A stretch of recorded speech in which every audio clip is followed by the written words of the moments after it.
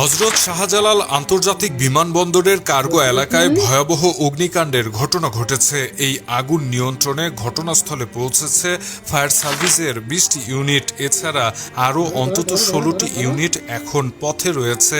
শনিবার ১৮ই অক্টোবর দুপুর ১:২টার দিকে আকস্মিকভাবে এই আগুনের সূত্রপাত ঘটে।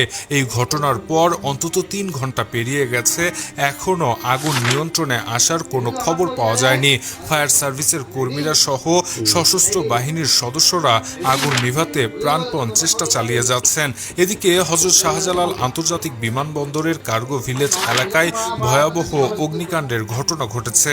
আগুনের তীব্রতা এতটাই বেশি যে সেখানে কালো ধোঁয়ার কুণ্ডলিতে ছেয়ে গেছে পুরো এলাকা। আগুনের তীব্রতা বেড়ে যাওয়ায় সম্ভাব্য ক্ষতি এড়াতে হ্যাঙ্গারে থাকা বিমানগুলো সরিয়ে নেওয়া হচ্ছে। দেখা গেছে বিমানগুলোকে টেনে আগুনের উৎস থেকে দূরে সরিয়ে নিয়ে যাওয়ার কাজ চলছে। এদিকে রাজধানী ঢাকার গুরুত্বপূর্ণ স্থান বিমানবন্দরে ভয়াবহ অগ্নিকাণ্ডের ফলে ঢাকার আকাশে কালো ধোঁয়ার কুণ্ডলী অনেক দূর দূরান্ত থেকেও দেখা গেছে। এতে করে জনমনে আতঙ্ক সৃষ্টি হয়েছে। বিশেষ করে অনেক দূর দূরান্ত থেকেও ঢাকা বিমানবন্দরে লাগা আগুনের কারণে তৈরি হওয়া কালো ধোঁয়ার কুণ্ডলী দেখা গেছে।